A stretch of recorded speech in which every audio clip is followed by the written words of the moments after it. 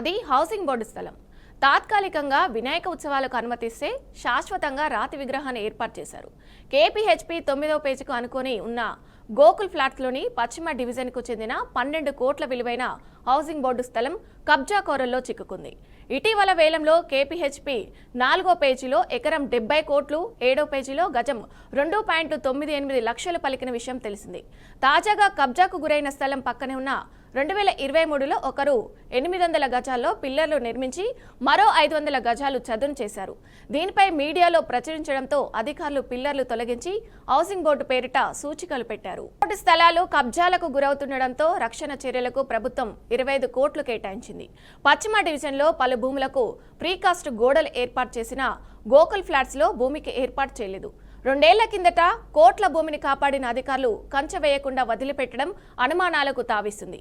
తాజాగా కబ్జాకు గురైన భూమి పథకం ప్రకారమే జరిగినట్టు తెలుస్తుంది. 2 వారాల క్రితమే భూమిని చదును చేసినట్టు హౌసింగ్ బోర్డు ఈఈకి స్థానికులు ఫిర్యాదు చేశారు.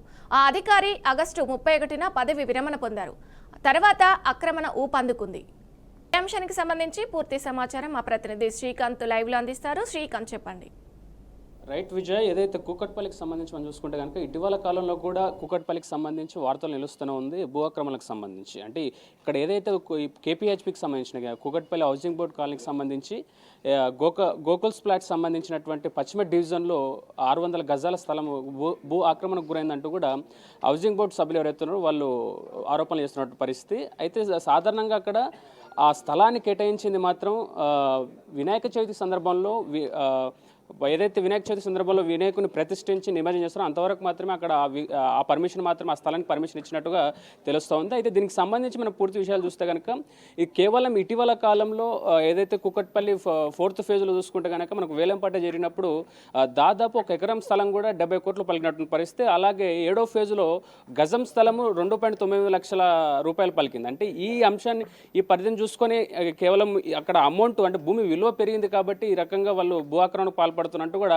ఆరోపణలు చేస్తున్నట్టు పరిస్థితి. దీంతో పాటు ఇప్పుడు ఇక్కడ చూసుకుంటే కనుక ఈ 600 గజాల స్థలం ఏదైతే ఉందో 600 గజాల స్థలం కూడా దాదాపు 12 కోట్ల రూపాయలు కూడా పలికే అవకాశం ఉందంటూ కూడా హౌసింగ్ బోర్డు సభ్యులు తెలియజేస్తున్న పరిస్థితి. అంటే కేవలం అక్కడ భూ పెరుగుదల అంటే భూమికి సంబంధించి విలువ పెరగడంతో ఇలాంటి దారుణాలకు పాల్పడుతున్నారు. దీనికి సంబంధించి కూడా ఖచ్చితంగా చర్యలు తీసుకోవాలంటూ కూడా మాట్లాడుతుంది. ఇకపోతే దీనికి సంబంధించి అధికారుల ప్రమేయం ఇందులో ఉండొచ్చు అనే అనుమానం కూడా వ్యక్తం చేస్తున్న పరిస్థితి. అంటే గతంలో 2023 సంవత్సరంలో చూసుకుంటే కనుక 800 గజాల స్థలం అక్కడ ఉంటే అందులో 500 స్థలాల గజాన్ని వీళ్ళు చదును చేసి వాడుకునే ప్రయత్నం చేసినట్టు కూడా ఆరోపించింది.